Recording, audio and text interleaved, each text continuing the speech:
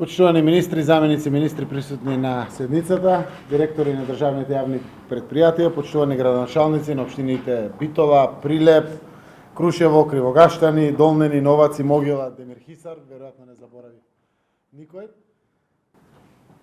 Сакам да споделам задоволството на оваа прва владина седница која што ја држиме во внатрешноста, во еден од поголемите градови во нашата земја. Ја отварам 159-та седница на Владата на Република Северна Македонија. Ова е прва седница од низата седници во периодот кој што ги одржуваме во различни градови.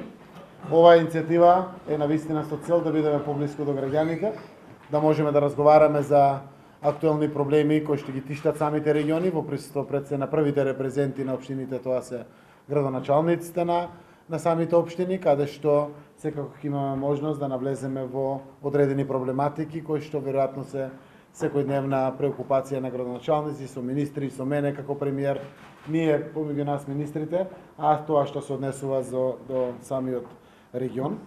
Секако сакам да се заблагодарам на гостопримството на Битола, на гостопримството на целиот Пелагониски регион. Благодарност до сите вас што сте денеска тука. Вечерва ќе имаме можност прво министрите да реферираат од областите кои што ги водат, а допираат до потребите на граѓаните од целиот овој Пелагониски регион. Така ќе почне седницата. Понатаму ќе може самите градоначалници да се вклучат во еден интерактивен однос, да поставуваат одредени прашања за одредени проекти кои што се пендинг или се актуелни, но секако и за идеи кои што следуваат за периодот кој што предстои пред нас. И тука, како и во целата наша држава, како што знаете, се случува градежна офанзива и на патната, и на водоводната, канализационата, железничката инфраструктура на секаде. Секако, за ова воведно излагање ќе ги издвојам објектите за отпадни води и фекални води во Битола, како и канализационите мрежи во Долнени, Могила, Големо, Конјари, Крушејани. Во Пелагонија имаме завршена и текомна рехабилитација на патната инфраструктура. Тука е патот до Прилепското езеро, патот Битола Новаци, патот Битола Демирхисар, патот Макази Рајсен, како и железничката пруга Битола Кременица. Сериозно напредуваме и со гасоводот Неготино, Кавадарци, Прилеп, Битола, со процентна реализација над 70% досега. Тука во Битола имаме и сериозни инвестиции во здравството, реновирана е итната медицинска помош, реализирани се повеќе вработување на медицински кадар, вложено е во реконструкција на нови апарати и се разбира и тука во Пелагонија лековите се веќе достапни за секој, во секое населено место без квоти, секој граѓанин може во текот на било кој ден од месецот преку мерката за укинување на квотите за лекови да дојде до пристап до лекарствата. Кога сме кај здравјето на граѓаните, токму во Битола е еден од 4 големи градови во чие што население стојат на располагање бесплатните клима инвентори, кој што е дел од еден голем пакет на мерка која што владата ја одлучи. За неа се определени повеќе од 10 милиони евра средства, каде што ќе се поделат до 1000 евра ваучери на секое семејство, кое ќе одлучи да се грее на клима инвертер и во исто време ќе се откаже од загревање на тврдо или фосилно гориво, што загадува. Изразувам уште еднаш благодарност до Електрани на Северна Македонија за подршка во реализацијата на оваа мерка, со која влијаеме врз изворите на загадување и со која го штитиме здравјето на граѓаните. Секако до Битола и до целиот регион, тоа не значи дека интензитетот на вградување на филтрите ќе забави.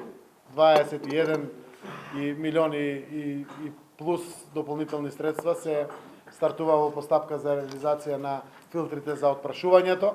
Секако после тоа следуваат постапките за филтрите за десулфуризација, кое што е многу значено за екологијата, буквално за целиот регион. Но намерата Електрани на Северна Македонија да враќаат на граѓаните, пред се на граѓаните на Битола и Кичево, каде што се двете најголеми термоелектрани, е еден од нашите приоритети и затоа сме секако благодарни на ваквите видови на политики, а Скопје и Тетово исто така се едни од најзагадените градови, каде што ќе влеземе токму со оваа мерка.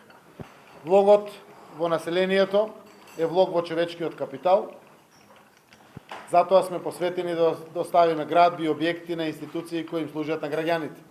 При тоа особено вложуваме во децата И на таа тема сакам да ги издвојам инвестициите во градинките, во Кривогаштани, Кравари, Новаци, Прилеп и Ресен, и она за што сме особено стрекни, трансформацијата на домот за доенчиња и мали деца во Битола, во 5 мали групни домови, со што пред време го финализиравме процесот на вадење на децата од институциите и нивно сместување во подобри услови во мали домови со индивидуален пристап кон секој дете.